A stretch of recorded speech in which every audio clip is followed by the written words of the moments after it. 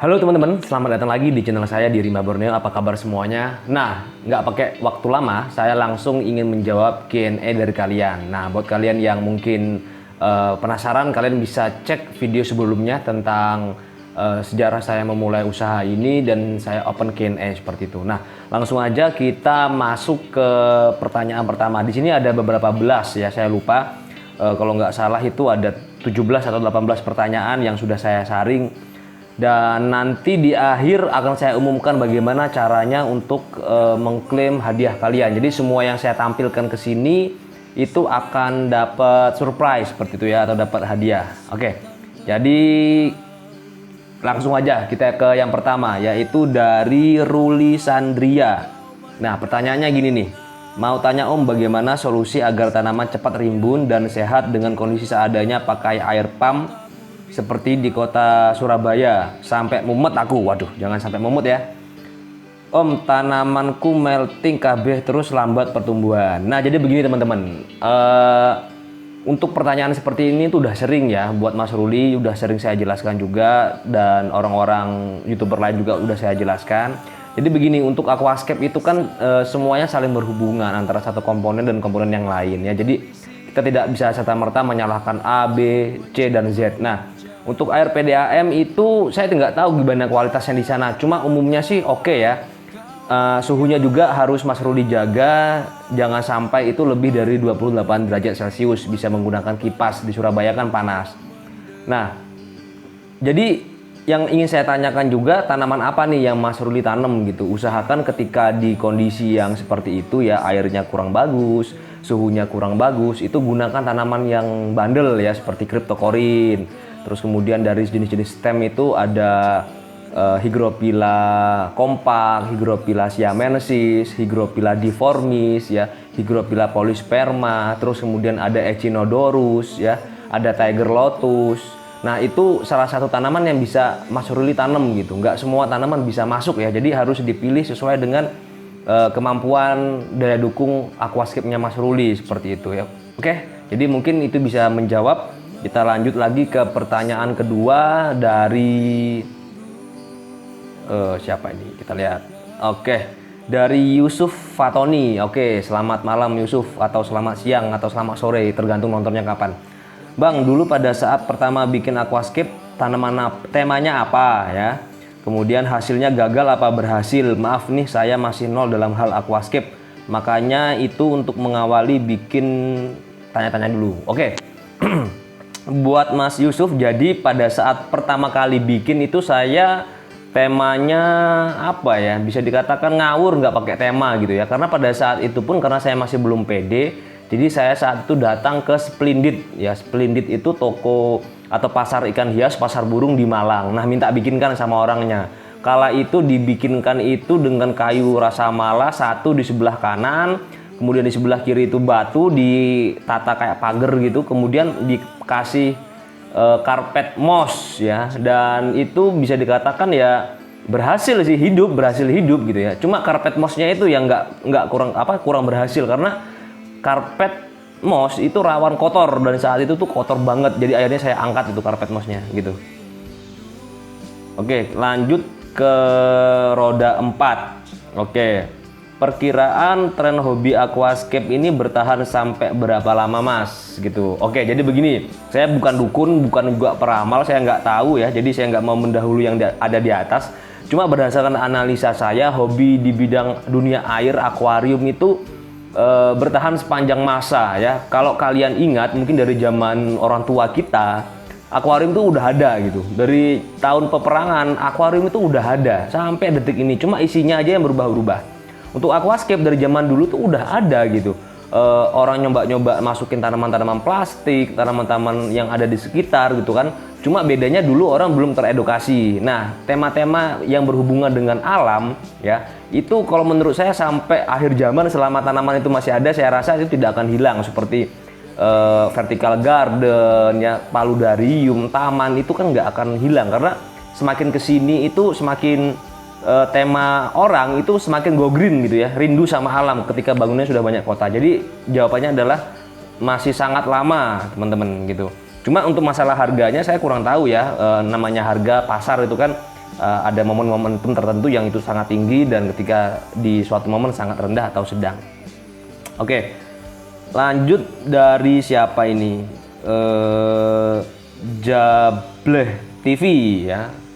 Nah, Bang mau tanya bagaimana memperkembangbiakan tanaman Aponogeton madagascariensis karena minim sekali info. Oke, jadi untuk Madagaskar ini ada beberapa cara yang bisa kamu pakai ya, Jableh TV. Jadi pertama bisa menggunakan dari generatif atau dari bunga, dari biji gitu ya. Itu tapi sulit ya, lama sekali gitu. Borok-borok berbunga gitu ya, hidup aja syukur. Nah, kebanyakan mayoritas jenis-jenis Aponogeton itu dipanen anakannya gitu ya, atau dari bonggolnya gitu. Nah, jadi cara perbanyakan yang paling efisien ya ketika bonggolnya atau umbinya itu udah besar ya, kemudian bisa dipotong tuh, dipotong. Nah, kemudian ditanam lagi yang bagian atasnya, dan kemudian dari sisa umbi itu akan mengeluarkan banyak tunas gitu ya. Oke. Mungkin itu yang saya ketahui. Mungkin ada cara yang lain ya, silahkan dikomentari. Siapa tahu teman-teman punya cara lain untuk Aponogeton Madagaskar ini ya. Tanaman janda bolong ini karena bolong-bolong tanamannya. Oke, kita lanjut lagi. Kemudian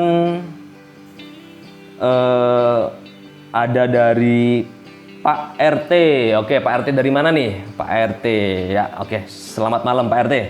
Bang, apakah pernah nanam anubias di mode hidroponik rakit apung ya?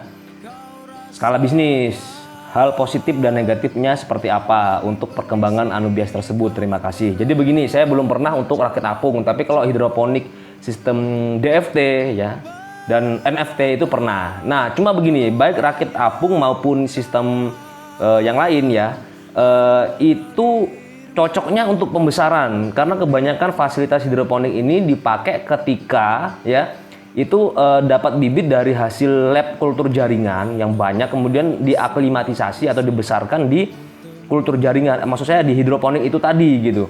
Jadi dari bayi kemudian dibesarkan di hidroponik. Nah, namun untuk pembudidayaan ya yang mana secara manual di hidroponik itu banyak kekurangannya karena di hidroponik itu rock wool-nya tidak bertahan lama, medianya sempit gitu kan, dan rawan terjadi perubahan parameter pada air sehingga sangat cocok untuk pembesaran ya. Apabila mau manual anakannya kita ambilin gitu, yang kecil-kecil ya kita besarkan di hidroponik nggak apa-apa karena dalam jangka waktu 3-4 bulan itu udah harus segera dipanen ya, jangan terlalu lama gitu. Berbeda dengan metode di rock wool di pasir ya, pasir silika itu bisa sangat lama sekali dan pasirnya itu kan awet, nggak bakal busuk gitu ya selama nggak kebuang ke gerus air aja gitu. Jadi jawabannya, kesimpulannya adalah untuk hidroponik bisa cocoknya untuk pembesaran, tapi kalau untuk pembudidayaan kita nanam dari kecil sampai besar sampai beranak pinak itu kurang cocok ya. Oke, lanjut lagi dari Brizi. Nah, Bang, bagi tips gimana cara memulai bikin farm aquascape dari awal sampai bisa kayak sekarang. Mau bikin juga tapi bingung mulainya dari mana. Oke, kalau kalian tahu ya, kalian bisa cek di video-video lawas saya gitu ya. Saya itu awal mulanya itu bikin kolam pakai terpal dan hanya menanam stem ya. Kemudian udah stem mulai ke Echinodorus gitu ya. Jadi intinya cobalah tanam tanaman sejuta umat ya. Stemnya stem sejuta umat, Echinya juga Echi sejuta umat gitu. Karena kenapa? Karena pasti banyak yang butuh, banyak yang nyari, dan tentunya itu perkembangannya gampang. Setelah itu kita udah bisa muter di situ, mulai dapat pangsa pasar. Barulah kita mulai naik upgrade untuk membudidayakan tanaman-tanaman yang bernilai jual lebih gitu. Nah, ini untuk menjawab pertanyaan yang lain juga, tapi nggak saya munculkan di sini. Bang, sebenarnya banyak mana sih penghasilannya dari tanaman receh atau tanaman yang mahal? Sebenarnya ya uang yang banyak itu kita dapatkan untuk saya itu dari tanaman receh, dari tanaman stem ya, dari tanaman eci yang murah meriah itu. Karena tanaman sejuta umat itu kita mainnya di kuantitas gitu ya. Walaupun harganya murah tapi yang butuh banyak, ujung-ujungnya kan banyak gitu ya. Nah, sedangkan untuk anubias, tanaman-tanaman mahal lain itu saya aplikasikan untuk saat ini ya, karena saya budidaya anubias dan tanaman mahal itu kan belum skala industri. Itu saya jadikan sebagai tabungan, dalam artian memang harganya mahal ya, tapi kita tidak bisa menjual setiap saat gitu karena perkembangbiakannya yang lama.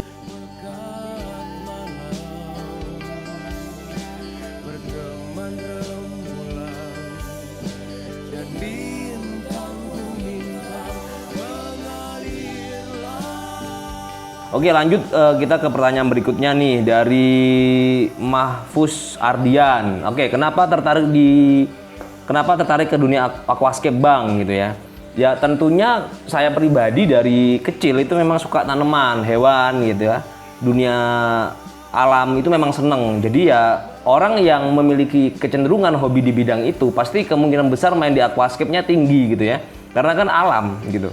Kalau ingin buat mini farm di wilayah yang minim seperti tempat saya di Jakarta, kira-kira pertimbangan apa yang harus diperhitungkan? Nah, ini jawabannya ya yang sebelumnya itu juga bisa masuk ya, stem atau mungkin yang tanaman favorit publik sejuta umat itu gitu ya. Terus kemudian kalau memang masnya ini atau abang ini sudah bekerja dan hanya ingin dijadikan sampingan gitu ya, bisa menggunakan tanaman-tanaman yang agak punya nilai jual, yang dijualnya tidak tiap bulan, tiap beberapa bulan ketika itu sudah banyak gitu ya.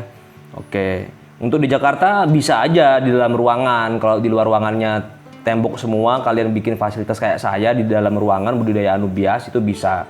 Kalau toh mau juga tetap budidaya stem ya, Echinodorus, itu kalian bisa menggunakan baskom ya, yang diisi tanah, kemudian taruh di luar, di outdoor yang terkena matahari langsung, karena Echi stem itu harus dan wajib kena matahari langsung gitu ya. Oke, mungkin itu yang bisa saya sampaikan ya buat Ardian. Kemudian kita lanjut ke pertanyaan berikutnya, yaitu Iyal Fatin. Bang mau bertanya, oke, untuk tanaman Hygrophila pinnatifida, apakah proses perawatan di darat butuh treatment dan parameter khusus seperti aquascape? Soalnya saya nanam di darat tidak ada perkembangan sama sekali. Nah, untuk Hygrophila itu adaptasinya lama, tumbuh akarnya lama teman-teman. Menurut pengalaman saya, Hygrophila itu akan bagus jikalau medianya itu menggunakan silika kasar ya, silika kasar. Terus kemudian kalian gunakan pupuk Dekastar yang tinggi kaliumnya ya, biasa untuk pupuk bunga gitu. Itu bagus banget di situ. Dan kemudian Hygrophila pinnatifida ini nggak suka tempat yang kering, maksudnya itu kelembapannya harus terjaga, sehingga alangkah lebih baik itu disungkup ya, dan jangan terlalu panas terik, matahari tinggi sekali itu jangan. Ya panas nggak apa-apa sih, terang, cahayanya terang, tapi harus lembab ya, kelembapan udaranya harus rendah. Ketika di kelembapan udara yang tinggi, dia itu cenderung stuck dan daunnya itu kayak gampang kena penyakit gitu ya. Oke, mungkin itu. Dan airnya kalau bisa jangan pakai air yang banyak kapur. Oke. Kemudian pertanyaan selanjutnya yaitu Agus Wahyudi, Bang, bagaimana cara menyerbukan bunga Echinodorus? Kemudian bagaimana memperbanyak bijinya dari biji? Bagaimana memperbanyak Echinodorus dari biji? Oke, berhubung saya tidak punya video dokumentasi, semoga teorinya bisa kamu pahami ya, Agus ya. Jadi begini, nah Echinodorus itu kan bunganya itu 1 hari sebelum dia mekar ya, itu sudah ada tanda-tanda mau mekar, dia sudah mulai membuka kelopaknya ya. Nah, jadi pada saat itu ya, sebelum dia mekar tuh di sore hari itu kamu ambil serbuk sarinya ya, ambil serbuk sarinya, lucuti itu kelopaknya, kemudian lepas serbuk sarinya. Nah, besoknya itu bisa kalian ambilkan serbuk sari dari Echinodorus jenis lain atau varietas lain, kemudian tempelkan di situ yang sudah tidak ada serbuk sarinya itu. Kenapa? Kenapa kita menghilangkan serbuk sarinya? Karena agar tidak terjadi penyerbukan sendiri, tapi penyerbukannya dari varietas lain gitu ya. Jikalau berhasil ya, nanti bunga Echinodorus itu bakal buahnya akan menggelembung, ada biji-biji kecil-kecil, buah kecil-kecil. Nah, untuk bagaimana penyemaiannya? Nah, penyemaian Echinodorus itu ya, mohon maaf kalau salah nih ya, itu harus nunggu buahnya mateng. Nah, setiap varietas Echinodorus itu beda-beda waktu matangnya kapan gitu ya, atau waktu masak buah sehingga biji ini sudah fertil, sudah siap tanam, itu berbeda-beda. Nah, ciri-cirinya seperti apa? Ciri-cirinya batangnya udah mulai mengering ya, tangkai bunganya udah mulai mengering. Nah, jangan tunggu lama tuh, nanti keburu hancur atau larut kena air hujan jatuh ya. Itu kalian ambil ya, kemudian kalian taruh di media, kasih baskom, kasih lumpur. Oke, dan kemudian ditutup pakai wadah plastik itu ya, pakai toples itu bisa, kemudian taruh di tempat yang kena cahaya. Nanti ketika dia udah mulai berkecambah, udah agak besar, itu bisa kalian adaptasikan di luar gitu. Karena kalau semisalnya nggak ditanam di situ, kadang kalah sama rumput atau tenggelam, kemungkinan tumbuhnya lebih kecil gitu ya kalau nggak dimasukin dalam baskom. Oke, lanjut lagi dari Nanang Kosim. Bang, saya lagi nyoba hasil trimingan tanaman stem, tak coba didaratkan kembali tapi selalu gagal. Pasti 3-4 hari tanaman lumer. Udah saya taruh di tempatnya teduh pakai media tanah sawah dan ada genangan air sedikit. Baginya dong, tanaman stem apa dulu nih? Kalau menurut saya kemungkinan karena kurang cahaya. Jadi gini, baik itu stem darat maupun stem air, ketika kalian mau mengadaptasikannya atau menanamnya dalam darat, itu wajib kena cahaya terik, teman-teman. Ya, jadi harus kena matahari yang langsung dan itu cukup terik. Tapi jangan sampai medianya itu terpanggang, sangat panas sekali ya, jangan sampai. Nah, itu yang harus kita hindari. Karena biasanya wadah kecil kena matahari yang lama itu airnya sangat panas. Itu kalau bisa jangan sampai airnya panas atau tanahnya panas gitu. Tapi terkena matahari yang cukup gitu ya. Jangan sampai teduh. Nah, gitu. Oke, kemudian lanjut lagi Ayodo Foto. Oke, Ayodo Foto. Oke. Mas, saya pribadi dan mewakili beberapa teman yang sama. Siapa nih yang diwakili ini? Mungkin ada di sini yang mau komentar, yang diwakili, yang merasa diwakili Mas Ayodo. Oke, pertanyaannya agak panjang, nggak apa-apa. Kenapa kalau saya beli ikan yang tetra pasti selalu mati, sudah takdir? Berapa kali saya sudah coba, bahkan tidak sampai 3 hari sudah banyak yang mati. Ya, sekali lagi itu takdir. Padahal dalam aquascape yang lumayan matur, 5-6 minggu ya. Dan ini juga terjadi pada beberapa teman saya. Nah, kasihan banget ya. Ini mungkin bisa memberi tips cara meminimalisir kematian ikan neon. Oke, ikan itu biasanya mati karena parameter kalian ya, kualitas air kalian itu jelek. Biasanya amoniaknya itu tinggi. Nah, selama ini Mas Ayodo ini pakai air apa gitu? Filtrasinya seperti apa? Jikalau airnya itu sudah cukup bagus, biasanya ikan tuh kurang begitu ngefek ya. Bahkan di air berkapur yang di sini pun dia tetap hidup oke gitu. Saya kurang tahu airnya apa gitu. Nah, coba gunakan air yang lebih netral ya. Bisa menggunakan air galon isi ulang atau air PDAM yang sudah diendapkan. Kalau toh juga memang tetap gagal, kita cek filternya yang digunakan. Jangan sampai itu amoniak di dalam aquascape kita masih tinggi. Terus kadang kita udah bener nih aquascape-nya, airnya dan lain-lain. Yang paling parah dan sering banget saya alami itu adalah penyakitan dari seller gitu. Atau dari petaninya itu udah membawa penyakit seperti white spot, ya parasit. Jadi ya mau sebagus apapun aquascape kita, tank kita ya ketika memang dari awalnya sudah parasitan, ya udah mati. Jadi cobalah beli di toko aquascape ya yang itu sudah lama ada di akuarium itu gitu. Jangan yang baru datang. Nah, yang baru datang itu terlihat sehat namun meragukan ya. Menjebak gitu. Ketika udah nyampe di rumah kita sakit. Oke, lanjut Kevin Pratama. Oke, Mas Kevin. Bang, apakah tanaman menyerap nutrisi secara berurutan? Jika satu unsur tidak terpenuhi, apakah pemberian nutrisi yang lain akan sia-sia? Jadi gini, sebenarnya tanaman itu menyerap nutrisi secara acak ya. Apa yang ada di air, apa ada yang di tanah ya diserap saat itu juga barengan semuanya gitu. Nah, apakah pemberian nutrisi atau jika suatu unsur tidak terpenuhi, apakah pemberian nutrisi yang lain akan sia-sia? Yang pasti gini, ketika kita sudah telat, ketika tanaman itu sudah telat dalam menyerap unsur-unsur tertentu sampai dia mengalami defisiensi atau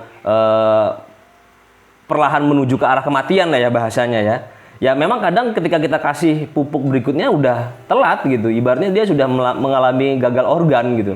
Sudah mengalami penurunan kualitas gitu. Tapi ya tidak ada salahnya. Tetap ketika saat itu memang tanaman masih mampu mempunyai cadangan energi untuk menyerap nutrisi, dia bisa subur lagi gitu. Tapi ketika sudah parah ya percuma. Yang harus kamu perhatikan ya, Kevin perhatikan ini air ya. Jadi gini Kevin, tanaman itu menyerap nutrisi dalam bentuk ion-ion nutrisi ya, seperti ion nitrogen, ion kalium, ion potasium, ion F, intinya dia dalam bentuk ion ya. Nah, jadi ketika tanaman ini airnya itu jelek, itu sangat berpengaruh ke keterbentukan ion. Jadi di pH tinggi ya, di pH tinggi, ion-ion itu sangat berkurang drastis ya. Contohnya di atas pH 7,5, unsur makro ya, seperti Fe dan lain-lain itu sudah tidak lagi tersedia gitu, hampir tidak tersedia. Dan dia udah mulai mengkristal ya, tidak lagi dalam bentuk ion. Jadi sebagus apapun pupuk kita, CO2 kita, cahaya kita, tapi kalau nutrisi itu tidak bisa terbentuk sebagai ion ya, percuma, tanaman juga tetap akan kekurangan nutrisi gitu ya. Jadi pH rendah mutlak diperlukan agar ion-ion nutrisi itu terbentuk secara banyak dan pupuk kalian akan lebih efisien. Berbeda ketika di pH tinggi gitu ya. Nah, kenapa sih sebenarnya orang-orang suka nyaranin pH tinggi pakai soil biar nurunin pH? Ya karena itu gitu. Di pH rendah ion makro dan mikro ya itu terbentuk secara melimpah. Nah, tinggal pupuk tinggal CO-nya, tinggal cahayanya yang disesuaikan gitu. Oke, lanjut ya. Holomen. Oke, Holomen. Satu, banyak banget nih, ada 3 pertanyaan. Kesulitan apa yang pernah dialami saat budidaya dan cara mengatasinya selain ekspor gitu ya? Banyak sih. Kalau kesulitan itu yang pasti pertama itu kesulitannya media apa yang tepat untuk tanaman tersebut. Jadi kita harus riset ya. Untuk tanaman ini, bagusnya itu. Itu yang paling sulit itu adalah riset media terbaik untuk tanaman kita yang disesuaikan dengan alam atau keadaan sekitar kita ya. Terus kemudian bagaimana caranya berkonsisten dalam budidaya atau farm. Ya, jadi begini. Yang pasti ya kita harus senang dulu, hobi dulu gitu. Nah, ketika kita senang itu kita akan selalu belajar dan ngerasa kurang, terus menerus merasa kurang dan jangan mudah terkecoh sama hal-hal lain gitu ya. Karena ketika kita udah nggak fokus itu udah pasti hilang ya. Kemungkinan gagalnya tinggi karena saya udah pernah ngalami yang udah saya ceritakan gitu. Jadi cintai dulu dan yakin, mantapkan hati kalau inilah yang akan kita ambil, yang akan kita perjuangkan gitu. Walaupun naik turun, walaupun bangkrut, walaupun apa ya kita terus di situ gitu. Nah, itu yang susah. Cara paling gampangnya ya cintai dulu sampai ke tingkat paling dahsyat gitu ya. Melebihi cintamu kepada pacar-pacarmu itu gitu. Terus kemudian tanaman aquascape yang paling mudah dibudidaya dengan lahan seadanya low budget ya stem. Terus kemudian Echinodorus itu gampang. Tempat panas dari Sabang sampai Merauke hampir nggak ada tempat yang nggak bisa dibudidayakan tuh stem sama Echi ya. Terus kemudian lanjut Abduhlok. Oke, Abduhlok.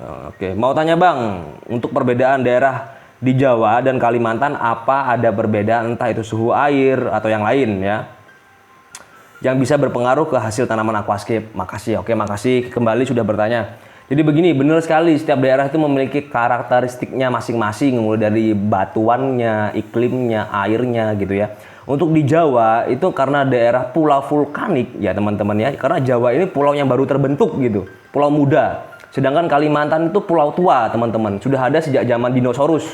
Jadi zaman dinosaurus itu pulau Jawa belum ada gitu. Nah, efeknya apa? Di Kalimantan itu kaya akan keanekaragaman hayati karena salah satu pecahan super benua dari Pangaea dulu ya. Sedangkan Jawa ini muncul dari samudra. Nah, karena pulaunya ini tua juga sehingga aktivitas vulkanik, terus kemudian bahan bakunya kapur ya, yaitu koral dari bawah laut itu sudah hampir tidak ada sehingga air di sana itu pH-nya rendah. Nilai KH, GH-nya juga rendah, dan air hujannya di hutan hujan tropis seperti Kalimantan itu pH-nya juga rendah teman-teman. Berbeda dengan di Jawa, pH air hujan di Jawa itu di Jawa Timur ya, yang pernah saya cek itu di Jawa Tengah ya, itu tinggi teman-teman.